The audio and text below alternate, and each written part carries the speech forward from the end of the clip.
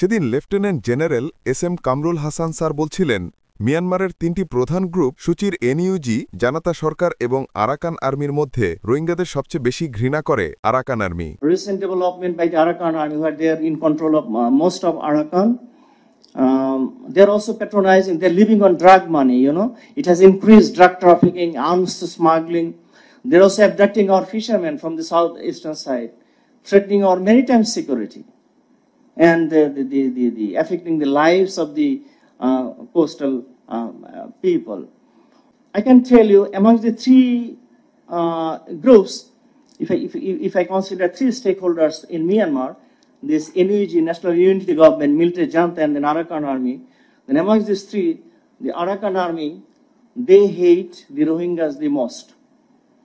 So we have to think deeply when we are formulating our national strategy, security strategy. তাই এখন বোঝা যাচ্ছে এই আরসা আরএসও যতদিন টিকে থাকবে ততদিন চট্টগ্রামও নিরাপদ থাকবে, কারণ ভারত অনেকটা আরাকানে কোণঠাসা হয়ে যাচ্ছে আর সেটার রাগ ছাড়ছে পার্বত্য অঞ্চলে। ভারত কখনো চায় না রোহিঙ্গা এবং আরাকান সমস্যার সমাধান, তবে এখন সময় বদলেছে, ভূরাজনীতির দিক বদল হচ্ছে। নতুন শক্তি নিয়ে আরসা মুখোমুখি হচ্ছে আরাকান আর্মির বিরুদ্ধে। প্রথমবারের মতো ব্যালিস্টিক হেলমেটে দেখা গেছে মিয়ানমারের বিদ্রোহী গোষ্ঠী আরসার যোদ্ধাদের। বুলেট প্রুফ এই হেলমেটটি মডিউলার ইন্টিগ্রেটেড কমিউনিকেশন হেলমেট ক্যাটাগরির, যা 9mm পর্যন্ত বুলেটের আঘাত থেকে মাথাকে সুরক্ষা দেয়। এই হেলমেটে বিভিন্ন মডিউলার যেমন নাইট ভিশন, থার্মাল ডিভাইস যুক্ত করার রেল সিস্টেম রয়েছে। এই ধরনের হেলমেটগুলো আমাদের দেশের স্পেশাল ফোর্সগুলো ব্যবহার করে। প্রশ্ন আসতে পারে, এই অ্যাডভান্স হেলমেট তারা কোথায় পেল? আপাতত এর একটাই উত্তর, বিদেশি শক্তি, অর্থাৎ অন্য কোনো দেশ থেকে এসব হেলমেটের চালান পেয়েছে তারা, যা আমাদের চোখে আঙ্গুল দিয়ে দেখিয়ে দিচ্ছে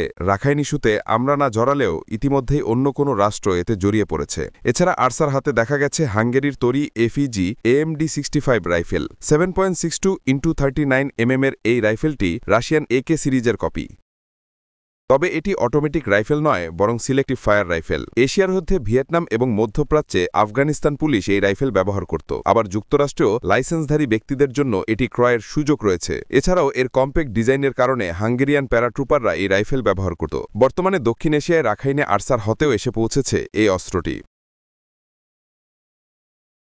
আমাদের এন্টার হিল ট্র্যাক্সে আমাদের ফেন্সিং করা উচিত এবং এখানে রোড দিয়ে আমাদের বর্ডার সিকিউরিটি বলছে যাতে কোনো ক্রস বর্ডার মুভমেন্ট যাতে না হতে পারে। এটা এমন কোনো বিষয় না, if India can do it all around us, why we can do it in our Chittagong hill track. 100% of border with India must be stop.